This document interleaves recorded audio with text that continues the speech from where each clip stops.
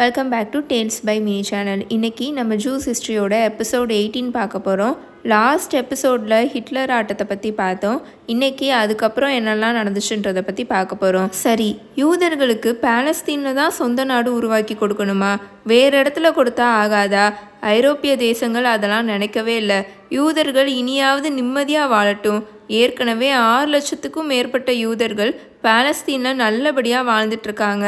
அதற்கான முறையான உரிமையை கொடுக்கறதே அவங்களோட கடமை அப்படின்னு நினச்சாங்க. அது மாதிரியே அவங்க செயல்படவும் செஞ்சாங்க. போர் முடிஞ்சக்கப்புறம் பிரிட்டன் தன்னோட உடனடி செயல் திட்டங்களை அறிவித்துச்சு. அதில் இஸ்ரேல் பற்றி ஒரு வரி கூட இல்லை. 1917 பால்ஃபர் டெக்ளரேஷன் ஞாபகம் இருக்கா? அது அப்பவும் கெட்டு போகாமல் அப்படியே தான் இருந்துச்சு. அதை கையில் எடுத்துக்கிட்டு பிரிட்டன் முன்னாடி போய் நின்னாங்க யூதர்கள். எதுக்கும் இருக்கட்டும், தேவைப்பட்டா தேவைப்படும்னு ரகசியமாக புரட்சி படைகள் சிலவற்றையும் உருவாக்கி அவங்க எல்லாத்துக்கும் பாலஸ்தீனோட எல்லை பகுதிகளில் போர் பயிற்சிகளும் கொடுத்துட்டு இருந்தாங்க. இஸ்ரேலில் உருவாக்கி கொடுங்கன்ற கோஷத்தோட புரட்சி படையினர் கலகங்களில் ஈடுபட ஆரம்பித்தாங்க. எங்களோட இறுதி மூச்சு இருக்கிற வரைக்கும் பாலஸ்தீனை விட்டு கொடுக்க மாட்டோம்னு எதிர்கலகங்களில் ஈடுபட்டாங்க அரேபிய முஸ்லிம்ஸ். ஆனால் தினமும் கும்பலாக லாரி, ட்ரக்கு, ரயிலு, ஏன் நடந்து கூட வந்து பாலஸ்தீனில் யூதர்கள் நிறைஞ்சிட்டு இருந்தாங்க. வந்தவர்களுக்கெல்லாம் யூத வங்கிகள் மூலம் ஏற்படுத்தப்பட்டிருந்த குடியிருப்புகளில் வீடுகள் வசதியாக ஒதுக்கி கொடுக்கப்பட்டன.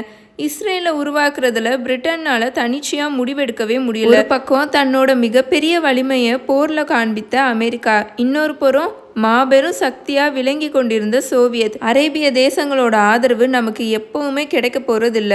ஸோ மிடில் ஈஸ்டில் நமக்கு ஆதரவளிக்க ஒரு தேசம் வேணும்னா இஸ்ரேலை உருவாக்கி விடலாம் அப்படின்னு அமெரிக்கா நினச்சிது. பாலஸ்தீனில் உள்ளுக்குள்ளேயே வெப்பம் அதிகரிச்சுட்டே போச்சு. யூதர்களுக்கு தனி தேசம் கொடுத்து விடும் முடிவை பிரிட்டன் முழு மனசோடு எடுத்துட்டாலும் அதை எப்படி பிரித்து கொடுக்கறது என்று தான் குழம்பி கொண்டிருந்தாங்க. 2ஆம் உலகப் போருக்கு முன்னாடி ஓவர் 20,000 யூதர்கள் தான் பாலஸ்தீனில் இருந்தாங்க. ஆனால் போரோட முடிவில் அவங்களோட எண்ணிக்கை 6 லட்சம். பட் அப்போ அங்கே இருந்த அரேபிய முஸ்லிம்ஸோட எண்ணிக்கை 4.5 மடங்கு அதிகம்.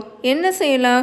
எண்ணிக்கையை வச்சு பிரித்து கொடுத்தா அரேபியர்களுக்கு தானே அதிகம் நிலம் ஒதுக்க வேண்டியிருக்கும். சாச்சா, அப்படிலாம் செய்யக்கூடாது. ஜெருசலேம், அதை எப்படி பிரிக்கிறது? மொத்த பாலஸ்தீனை விட்டு கொடுத்தாலும் கொடுப்பாங்களே தவிர ஜெருசலேமை விட்டுத்தர யூதர்களோ அரேபியர்களோ அவ்வளோ ஏன் அப்போ அங்கே மைனாரிட்டியாக இருந்த கிறிஸ்டியன்ஸோ கூட முன் வர மாட்டாங்க. பிரிட்டனால் ஒரு முடிவு எடுக்கவே முடியலை. ஆனால் எடுக்கிற முடிவு யூதர்களுக்கு மிக சாதகமாக அமைய வேண்டும் என்பதில் தான் அவங்க ரொம்ப தெளிவாக இருந்தாங்க. அதாவது எண்ணிக்கையில் பெருமளவு அரேபியர்கள் இருந்தாலும் அதிகப்படியான நிலப்பரப்பை யூதர்களுக்கு தான் நம்ம கொடுக்கணும். அதை எப்படி கொடுக்கறது அப்படின்னு தான் யோசிச்சுட்டு இருந்தாங்க. யூத வங்கிகளில் நிலத்தை இழந்திருந்த பாலஸ்தீனியர்கள் நிறைய பேர் அங்கே சுற்றி இருந்த பாலைவனங்களில் தான் கூடாரங்கள் அடித்து தங்கியிருந்தாங்க. பாலஸ்தீனோட மைய பகுதியில் தான் யூதர்களோட எண்ணிக்கை நிறையாவே இருந்தது. சென்ட்ரல் பகுதிகளில் தான் யூதர்களோட எண்ணிக்கை நிறையா இருந்துச்சுங்க. மித்தபடி அந்த பாலஸ்தீனோட எல்லை பகுதி அப்புறம் மித்த இடங்களில் ஃபுல்லுமே அரேபியன்ஸ் தான் நிறையா பேர் இருந்தாங்க. 2ஆக பிரிக்க முடியாது. பாலஸ்தீனோட நடுப்பகுதி மட்டும் இஸ்ரேல் அப்படின்னு சொல்ல முடியாது. பின்னாளில் யூதர்கள் எந்த திசையில் அடியெடுத்து வச்சாலும் விசா பிரச்சனைகள் முளைக்கும். இப்படி பல நுணுக்கமான பிரச்சனைகளை யோசிக்க வேண்டியிருந்துச்சு. 1947 February 14 பிரிட்டன் இந்த பிரச்சனைக்கான தீர்வை காணும் பொறுப்பை யுனைடெட் நேஷன்ஸ் கிட்ட, ஐக்கிய நாடுகள் சபை கிட்ட ஒப்படைச்சது. ஒப்புக்கு கொடுத்துச்சு அப்படின்னு கூட சொல்லலாம். ஐநா சபை UN ஒரு தேசத்தையே உருவாக்கி கொடுப்பதற்கேற்ற அளவில் யூதர்கள் இருக்காங்களா அப்படின்னு மட்டும் தலைகளை எண்ணிக்கிட்டு தன்னோட அறிவிப்பை வெளியிட்டுச்சு. பாலஸ்தீன் 2ஆக பிரிக்கப்படலாம். கேட்டுக்கோங்க, ரொம்ப ரொம்ப இம்பார்ட்டண்ட்டானது. UN வெளியிட்ட அறிக்கை இதுதான். பாலஸ்தீன் 2ஆக பிரிக்கப்படுது. யூதர்களுக்குன்னு தனி நிலப்பகுதி, அந்த தேசத்தோட பெயர் இஸ்ரேல். அதுபோக பூர்வீக அரேபியர்கள் வாழும் பகுதி பாலஸ்தீன் அப்படின்னே இருக்கும். இந்த 2 தேசத்துலையுமே 2 இனத்தவர்களும் வசிக்கலாம். இஸ்ரேலில் இருக்கிற 4,98,000 யூதர்கள் கூட 4,07,000 அரேபியர்கள் வசிப்பாங்க. பாலஸ்தீனில் இருக்கிற 7,25,000 அரேபியன்ஸ் கூட 10,000 யூதர்கள் வசிப்பாங்க. ஒற்றுமையை கட்டி காப்பதற்காகவும் ஜியோகிராபிக்கலி இந்த ஏற்பாடு செய்யப்பட்டுள்ளது. ஜெருசலேம் பிரச்சனைக்குரிய இடமாக கருதப்படுறதுனால அது இஸ்ரேல் வசமோ பாலஸ்தீன் வசமோ ஒப்படைக்கப்படாது. ஐக்கிய நாடுகள் சபையே, யுனைடெட் நேஷன்ஸே அதனை நிர்வகிக்கும். ஜெருசலேத்தையும் அதை சுற்றியுள்ள பகுதிகளான பெத்லஹேம், பெய்த் ஜெல்லா ஆகிய இடங்களில் பெரும்பாலும் அரேபிய கிறிஸ்தவர்கள் தான் வசிச்சுட்ருக்காங்க. 3 மதத்தினருக்கும் உரிய புனித இடம் அது. அதனால இனி அவங்க கூட சேர்ந்து அங்கே 1,05,000 அரேபிய முஸ்லிம்ஸும் 1,00,000 யூதர்களும் வசிக்கலாம். பாலஸ்தீன்ற பேச்செடுத்தாலே அங்கே இருக்கிற Palestinian Muslims, Arabian Muslims and யூதர்கள் பற்றி மட்டும்தான் பேசிகிட்டு இருக்கோம். அங்கே கிறிஸ்டின்ஸ்லாம் வசிக்கிறாங்க, அதை யாரும் மறந்துடாதீங்க. கிறிஸ்தவ மதம்ன்ற ஒன்று உருவானதுலேருந்து, ஜீசஸ் கிரைஸ்ட் பிறந்ததுலேருந்து அவங்க எல்லாரும் அங்கே இருக்காங்க. அதுவும் அவங்கெல்லாம் ரொம்ப ஆர்த்தடாக்ஸான கிறிஸ்டியன்ஸ். மிடில் ஈஸ்டில் இருக்கிற most of the Arab people இருக்காங்க இல்லையா, அவங்க நிறைய பேரும் ஆர்த்தடாக்ஸான கிறிஸ்டியன்ஸாக இருப்பாங்க. மிடில் ஈஸ்ட்னாலே முஸ்லிம்ஸ் தான், அராப்ஸ்னாலே முஸ்லிம்ஸ் தான் நிறைய பேர் நினைக்கிறாங்க. பட் கிடையவே கிடையாது. மிடில் ஈஸ்டில் நிறைய கிறிஸ்டியன்ஸ் இருக்காங்க, அராப் பீப்புளில் நிறைய கிறிஸ்டியன்ஸ் இருக்காங்க. அதுவும் அவங்களாம் ரொம்ப ஆர்த்தடாக்ஸாக இருப்பாங்க. ஆர்த்தடாக்ஸ்ன்னு நான் ஏன் இங்கே சொல்கிறேன்னா, அவங்க அந்த காலத்துலேருந்து எப்படி வழிபாட்டு முறை இருக்கும் அவங்களுக்கு, அதே மாதிரி தான் இப்போவும் அவங்க கிறிஸ்தவ மதத்தை ஃபாலோ பண்ணிகிட்ருக்காங்க. கலிலி மலைப்பகுதியோட மேற்கு பகுதி முழுசும் பயிரிடுவதற்கும் விவசாயத்துக்கும் ஏற்றது. அது அரேபியர்களோட வசம்தான் இருக்கும். பாலஸ்தீனியன் முஸ்லிம்ஸ் இருக்காங்க இல்லையா, அவங்களோட வசம்தான் இருக்கும். வீடியோஸில் இருக்கிற பிக்சர்ஸ்லாம் பார்த்துக்கோங்க, மேப் போட்டிருப்பேன், அப்போ தான் உங்களுக்கு புரியும். அதை பார்க்கும்போது நெகவ் பாலைவன பகுதி இனி யூதர்களோட வசம் இருக்கும். இந்த 5 தீர்மானங்களையும் யுனைடெட் நேஷன்ஸ் அறிவிச்சு முடிச்ச நொடி பாலஸ்தீன் கலவர காடா ஆயிரும். அரேபியர்கள் ஆயுதங்களோடு வீதிக்கு வந்து போராட ஆரம்பிச்சாங்க. நாட்டு துப்பாக்கிகள் ஓயாம வெடிச்சுது. எங்களோட நாட்டை பிரிச்சு கொடுக்க நீங்க யாரு அப்படின்ற உச்சபட்ச கோபத்துல குமுறுனாங்க. இது உண்மைதான, பலாயிரம் வருடங்களா ஒரு நாட்டில் அவங்க வசிச்சுட்டு வந்துட்டு இருக்காங்க. திடீர்னு வந்து வேற யாரோ எங்கேயோ இருக்கிறவங்க, யுனைடெட் நேஷன்ஸ்ல இருக்கிறவங்க இவங்களோட நாட்டை பிரித்தாங்கன்னா அது கண்டிப்பாக அவங்களுக்கு எவ்வளோ கோவம் வந்திருக்கும். நம்ம நாட்டை இந்த மாதிரி வேறு யாராவது வந்து பிரித்தாங்கன்னா, இப்போ தமிழ்நாடே எடுத்துக்கோங்க, வந்து இதெல்லாம் இவங்களுக்கு அதெல்லாம் அவங்களுக்கு அப்படின்னு பிரித்தாங்களா நம்ம சும்மா இருப்போமா? அப்படி தானே அவங்களுக்கும் இருந்திருக்கும், பாலஸ்தீனியன் அரேபியன்ஸ்க்கும். பட் போரும் நடந்து, பாலிட்டிக்ஸும் இன்வால்வ் ஆகி, இதில் ரிலீஜியனும் இன்வால்வ் ஆச்சு. அவ்வளோதாங்க, அங்கே நிலைமை இப்படி தான் இருக்கும். அங்கே இருக்கிற மக்கள் தான் ரொம்ப ரொம்ப கவலைக்கிடமாக இருப்பாங்க. பெரிய பெரிய பவரில் இருக்கிறவங்க கிடையாது. குடும்பங்குட்டியை பார்த்துட்டு டெய்லி வேலைக்கு போயிட்டு வருவாங்களே, இல்லாட்டி ஏதாவது கடை வச்சு பொழைச்சிட்டு இருப்பாங்களே, அவங்க தான் ரொம்ப ரொம்ப கஷ்டப்படுவாங்க. அது எந்த சைடாக இருந்தாலும் சரி, எந்த நாடாக இருந்தாலும் சரி, எந்த மதத்தை ஃபாலோ பண்ணுறவங்களா இருந்தாலும் சரி, இந்த 3 இன்வால்வ் ஆச்சுன்னா அவ்வளோதான். அந்த நாடு, அந்த நிலம் எதுவுமே அவங்களுக்கு சொந்தமாக இல்லாமல் போயிடும். ரொம்ப அவங்க தான் கஷ்டப்படுவாங்க, மக்கள் தான் கஷ்டப்படுவாங்க. ஸோ பாலஸ்தீன் கலவர காடாயிரும். எல்லா பக்கமும் துப்பாக்கி சத்தம் தான் விடாமல் கேட்டுட்ருக்கும், கண்ணி வெடிலாம் வெடிச்சிட்ருக்கும். இந்த கலவரத்துக்கு இடையில் யூதர்கள் வெற்றி புன்னகையுடன் வலம் வந்தாங்க. எத்தனை நூற்றாண்டு கனவு இது! கடவுள் நமக்குன்னு கொடுத்த தேசம் திரும்ப நமக்கே கிடைச்சிருக்கு.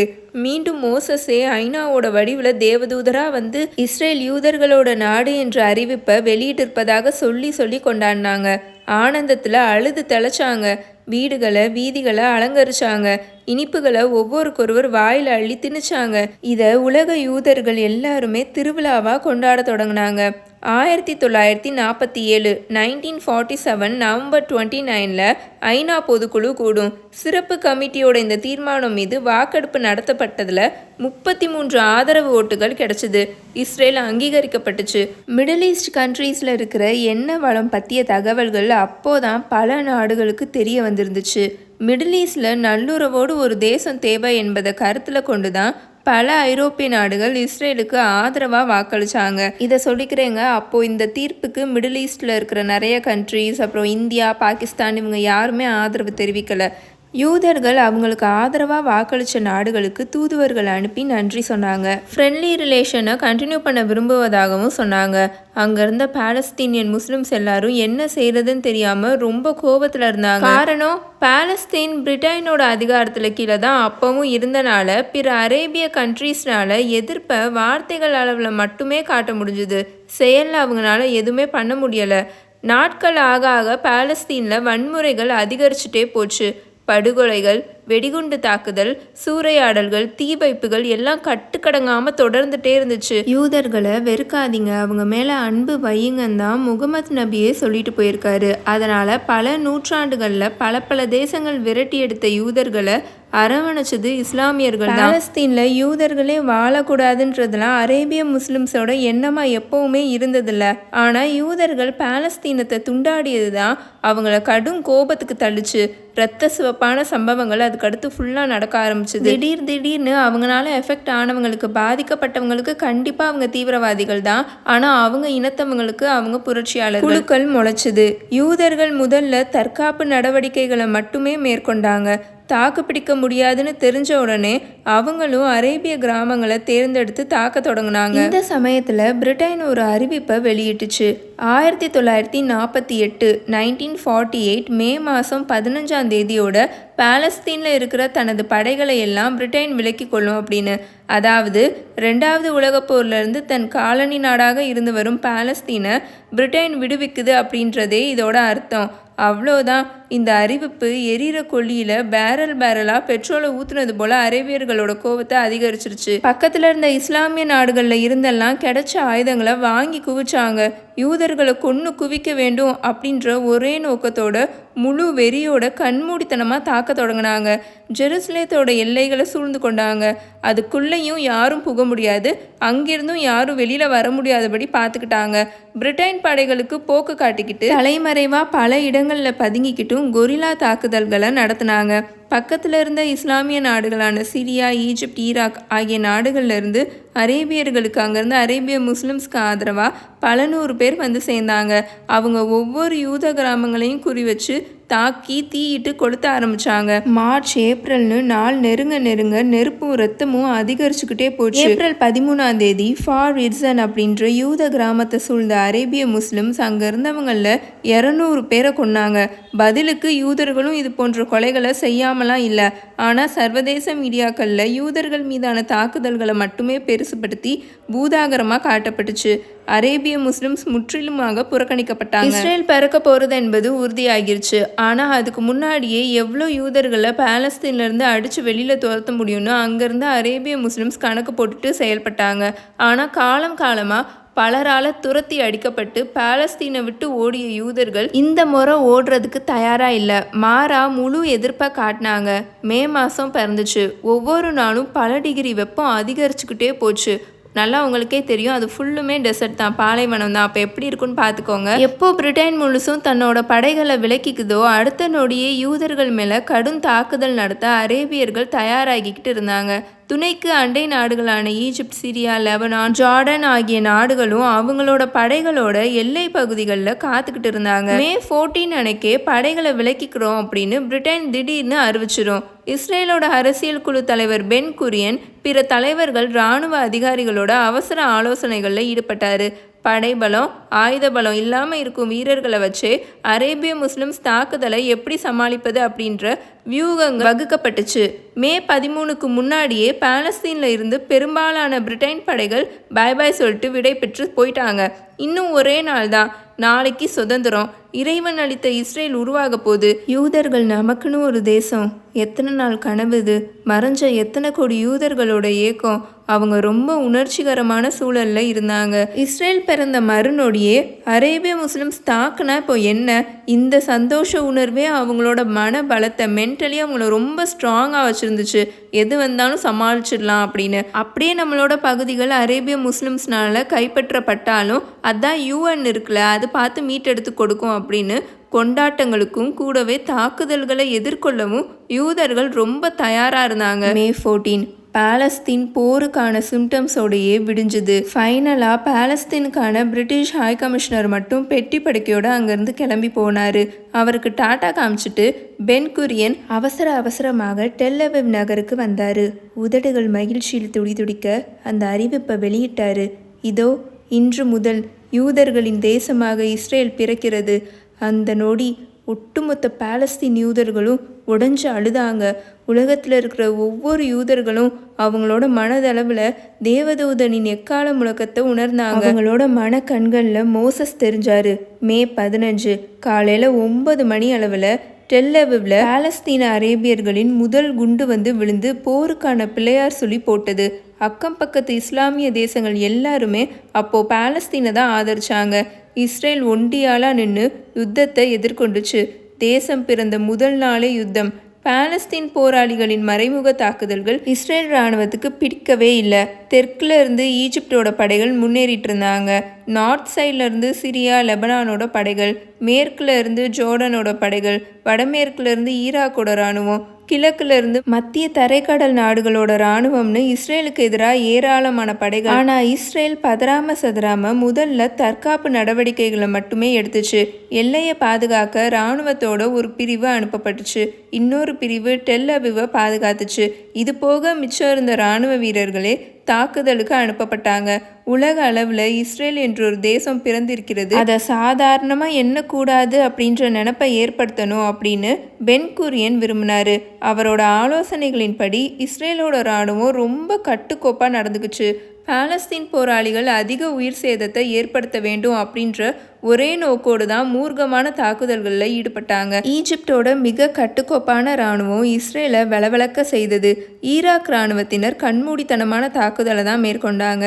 சிரியா, லெபனான், ஜோர்டானோட படையினர் குறி வச்சது டெல் அவிவ் நகரை தான். அதை நோக்கியே அவங்க முன்னேறிட்டு இருந்தாங்க. யூதர்கள் தான் புத்திசாலியாச்சு. உலக போர்லேயே அவங்களோட மூளை தான் பல ஆயுதங்களை தயாரிச்சிருந்துச்சு.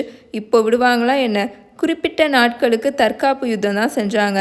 அதுக்குள்ள மிக துல்லியமாக வியூகங்கள் வகுத்து பயங்கரமான ஸ்ட்ராட்டஜியை போட்டு எதிர்படையினரை தாக்க புறப்பட்டாங்க. அடிச்சு நொறுக்குனாங்க. பாலஸ்தீன் பிரிவினையில் புதுசாக முளைச்ச எல்லைகள் எல்லாமே இல்லாமல் போயிருச்சு. நேற்று பிறந்த குழந்தை இராணுவ வீரன் போல போர்க்களத்தில் புகுந்து ரணகலப்படுத்தியதை பார்த்த அரேபிய தேசங்கள் அருண்டு போயிட்டாங்க. ஒன்றுமே புரியாமல் விழிச்சாங்க. போர் உக்கிரமடைஞ்சுக்கிட்டே போச்சு. பாலஸ்தீன் போராளிகளோட கை கொஞ்சம் தளர்ந்து தான் போயிருந்துச்சு. திடீர்னு ஒரு நல்ல நாள் பார்த்து தொண்டையை செருமி கொண்டு யூஎன் பேசுச்சு. ஐநா, போரை நிறுத்துங்க, அமைதி ஒப்பந்தம் செஞ்சுக்கலாம் அப்படின்னு. இஸ்ரேல் வேகமாக தலையாடுச்சு. பாலஸ்தீனிய போராளிகளுக்கு போரை ஸ்டாப் பண்ணுறதுல விருப்பம் இல்லைனாலும் ஐநா அமைதி ஒப்பந்தம் அப்படின்னு சொல்லி புதிய வார்த்தைலாம் யூஸ் பண்ணுறாங்களே அப்படின்னு பொறுமை காத்தாங்க. போர் நிறுத்தம் என்று ஏற்பட்டால் அதை இரு தரப்பினரும் ஒப்புக்கொள்ளும் பட்சத்தில் அந்த நிமிஷத்தில் அவங்க எதுவரை முன்னேறி வந்திருக்காங்களோ அந்த இடம் வரைக்கும் சம்மந்தப்பட்ட தேசத்துக்கு சொந்தமாகிரும் அப்படின்றது தான் உலக மகா யுத்த விதி. பாலஸ்தீனிய போராளிகளுக்கு அதெல்லாம் சுத்தமாக தெரியல. அதை பற்றி எதுவுமே ரியலைஸ் பண்ணாமல் அந்த ஒப்பந்தத்துக்கு சம்மதம் தெரிவிச்சிருவாங்க. நடந்த யுத்தத்தில் ஈஜிப்ட் காசா பகுதி வரைக்கும் முன்னேறி வந்திருந்தனால அந்த பகுதி அதுக்கு சொந்தமாயிரும், ஈஜிப்டுக்கு சொந்தமாயிரும்.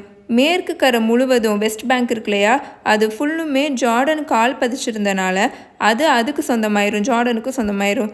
இஸ்ரேல் எல்லையை தாண்டி பாலஸ்தீனோட பல பகுதிகளில் இஸ்ரேலோட இராணுவம் முன்னேறி வந்திருக்குமா. ஸோ அந்த பகுதிகள் எல்லாமே இஸ்ரேலுக்கு சொந்தமாயிருச்சு. மீதி என்ன இருக்குது? அதான் எல்லாம் போயிருச்சே. ஒட்டுமொத்த பாலஸ்தீனத்தையும் இழந்து ஒண்டிக்கட்டையாக நின்றுட்டு இருந்தாங்க பாலஸ்தீன போராளிகள். பாலஸ்தீனிய அரேபியர்களுக்கு கை கொடுக்க வந்த பிற அரபு தேசங்கள் எல்லாம் நடு வெளியில் அவங்கள கைவிட்டுட்டு வந்த வர லாபம்னு சுருட்டிட்டு திரும்ப போயிட்டாங்க. அதாவது அவங்க ஏதோ உணர்ச்சி வேகத்தில் கிளம்பி போருக்கு வந்துட்டாங்க. வந்தக்கப்புறம் தான் தெரிஞ்சது இஸ்ரேலை ஆதரிக்காவிட்டாலும் பரவாயில்ல, பாலஸ்டீனை ஆதரிச்சா அமெரிக்கா, சோவியட், பிரிட்டன் ஆகிய 3 பெரிய அண்ணன்களும் சேர்ந்து கழுத்தை நெரிப்பாங்கன்னு. ஒன்றுமே இல்லாமல் ஆன பாலஸ்தீனிய போராளிகள் போர் முடிஞ்சிருந்தாலும் போராட்டத்தை கைவிடலை. பென் குரியன் அரபு நாடுகளுடன் நல்லுறவை ஏற்படுத்தும் முயற்சியில் தீவிரமாக இறங்கினார். யுத்தத்தோட இறுதியில் வெஸ்ட் பேங்க் என்று அழைக்கப்படும் ஜோர்டான் நதியோட மேற்கு கரை பகுதி ஃபுல்லையுமே ஜோர்டான் கைப்பற்றி இருந்துச்சு. அதில் ஒரு பகுதி ஜெருசலேம் நகரோட கிழக்கு பகுதி வரைக்கும் நீண்டு இருக்கும். மீதி இருந்த மேற்கு ஜெருசலேமை இஸ்ரேல் கைப்பற்றி இருந்துச்சு. இதனால் ஜோர்டானுடனான அமைதி ஒப்பந்தத்தில் இஸ்ரேல் மிக தெளிவாக குறிப்பிட்டது. அதில் என்ன இருக்குன்னா, இருதரப்பு மக்களும் ஜெருசலேமுக்கு வருகை தருவதிலேயோ ஆலயங்களில் வழிபாடு நடத்துவதிலேயோ எந்த அரசும் எந்தவித பிரச்சனையும் செய்யக்கூடாதுன்னு. சாலமோன் தேவாலயத்தின் உடைந்த பெருஞ்சுவர் போக இஸ்ரேலும் ஜோர்டானும் ஜெருசலேமில் இன்னொரு பெருஞ்சுவரை மானசீகமாக எழுப்பிக்கிட்டாங்க. பட் பிரச்சனை ஸ்டார்ட் ஆச்சு. என்னதான் அமைதி ஒப்பந்தமெல்லாம் தெளிவாக போட்டுக்கிட்டாலும் ஜோர்டான் இஸ்லாமிய தேசம். பிரச்சனைகள் மத வழிபாட்டில் தான் முளைக்க ஆரம்பிச்சுது. ஜோர்டானிய இஸ்லாமியர்கள் ஜெருசலேமில் இருந்த சில யூத கல்லறைகளுக்கு வந்து வழிபட யூதர்களுக்கு தடை விதிச்சாங்க. அந்த கல்லறைகளை அழிக்கவும் பிளான் போட்டாங்க.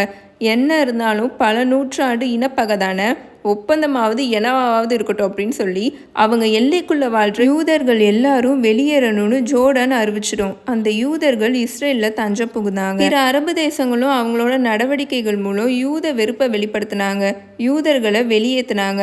அவங்களும் முடிஞ்ச அளவுக்கு இஸ்ரேலுக்குள்ளே வந்து விழுந்தாங்க. முடியாத பட்சத்தில் மொராக்கோ, ஈரான் அப்படின்னு எங்கெல்லாம் முடியுதோ அங்கெல்லாம் போய் வாழ்ந்தாங்க. Actually Egypt, Morocco, Syria, Lebanon, Jordan, Iran இங்கெல்லாம் நிறைய யூதர்கள் வாழ்ந்துட்டு இருந்தாங்கங்க. முன்னாடி இருந்தே எல்லாமே மிடில் ஈஸ்டில் பக்கத்தில் தானே இருக்குது. ஸோ எக்கச்சக்க யூதர்கள் முன்னாடி அங்கே நிறைய பேர் வாழ்ந்திருக்காங்க. ஸோ மித்த அரேபிய தேசங்கள்லாம் இப்படி பண்ணாங்களா? பதிலுக்கு இஸ்ரேல் அரசும் அரேபியர்களை பழிவாங்குச்சு. ஒரு அரேபியரையும் அவங்களோட புனித தலமான ஜெருசலேமுக்கு வந்து வழிபட அனுமதிக்கவே இல்லை, துரத்தி அடித்தாங்க.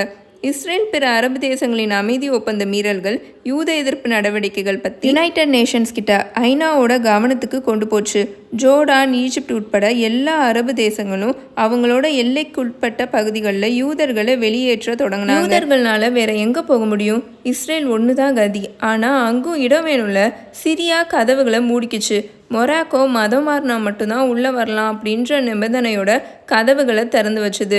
அகதியாக நின்றுட்டு இருந்த யூதர்கள் திணறி போனாங்க. நடந்த போர்னால பாலஸ்தீனத்தை தொலைத்த பாலஸ்தீனிய அகதிகள் எங்கே போகிறதுன்னு தெரியாமல் திக்கு தெரியாமல் திணறிக்கிட்டு இருந்தாங்க. அரபு நாடுகளும் என்ன செய்கிறதுன்னு தெரியாமல் நின்னாங்க. ரீசன் இடப்பற்றாக்குறை, பொருளாதார நிலை. ஸோ பாலஸ்தீனியன் முஸ்லிம்ஸ் எல்லாம் நாங்கள் எங்கள் நாட்டுக்குள்ளே அலோவ் பண்ண மாட்டோம், வரவிட மாட்டோம் அப்படின்ற மாதிரி அவங்க ஒரு இதில் நின்றுட்டாங்க. போரில் இஸ்ரேல் அபகரித்த பகுதிகளை திருப்பி கொடுத்தா பிரச்சனைகள் தீர வாய்ப்பு இருக்குன்னு சர்வதேச அரசியல் வல்லுநர்கள்லாம் ஆலோசனை சொன்னாங்க. ஒரு பொட்டு நிலத்தை கூட திருப்பி கொடுக்க முடியாதுன்னு பென் குரியன் பட்டுன்னு சொல்லிடுவார். உலகத்தில் எல்லா பகுதிகளில் இருந்தும் வரும் யூதர்களை நாங்கள் எப்படி ஏற்றுக்கிறோமோ பிற நாட்டிலேருந்து வர எல்லா இன மக்களையும் அமெரிக்கா எப்படி ஏற்றுக்குதோ, ஏன்னா அப்போலாம் உலகத்தில் இருக்கிற எல்லா நாடுகள்ல இருந்தும் மக்கள் எல்லா ரேஸ்ல இருந்துமே அமெரிக்காவுக்கு மைக்ரேட் ஆக ஆரம்பிச்சிட்டாங்க. அதே மாதிரி பாலஸ்தீனிய அரேபிய முஸ்லிம்ஸையும் அரபு தேசங்கள் தான் ஏற்று ஆதரவு கொடுக்கணும் அப்படின்னு இஸ்ரேல் சொல்லும். அதில் தான் வி லவ் அமெரிக்கா அப்படின்றதையும் இலவச இணைப்பாக சேர்த்து இஸ்ரேல் சொல்லிட்டு இருக்குமா. தனக்கு எந்த நேரமும் உதவக்கூடிய தேசமாக அமெரிக்கா இருக்கும் அப்படின்னு கருதியே இஸ்ரேல் சமயம் கிடைக்க போதெல்லாம் அமெரிக்காவை புகழ்ந்து பாடினாங்க. அமெரிக்கா என்ன வேணான்னா சொல்ல போகுது? மிடில் ஈஸ்ட் நாடுகளோட எண்ணெய் வளத்தில் மூழ்கி திளைக்க ஒரு வாசல் வேண்டும்ல. நீண்ட விவாதங்கள், அரபு தேசங்களின் பலகட்ட பேச்சுவார்த்தைகளுக்கு அப்புறம் ஒரு அறிவிப்பு வெளியிடப்பட்டது. யாரெல்லாம் குறைஞ்சபட்சம் 2 வருஷமாவது பாலஸ்தீனில் வாழ்ந்திருக்கீங்களோ அவங்க திரும்பவும் இங்கேயே வரலாம். பாலஸ்தீன அகதிகள் இல்லாமல் போன தங்கள் நாட்டுக்கு திரும்ப வர ஆரம்பித்தாங்க. ஸோ இஸ்ரேலுன்ற புதிய நாடு எப்படி பிறந்துச்சுன்னு இப்போ உங்கள் எல்லாருக்குமே தெரிய வந்திருக்கும். இதோட நம்ம ஜூஸ் ஹிஸ்ட்ரியோட எபிசோட் 18 முடிச்சுக்கலாம். அதுக்கப்புறம் இஸ்ரேல்லாம் பிறந்தக்கப்புறம் என்ன நடந்துச்சுன்றதை பற்றி எபிசோட் 19 பார்க்கலாம். Until then bye bye, Tales by mini.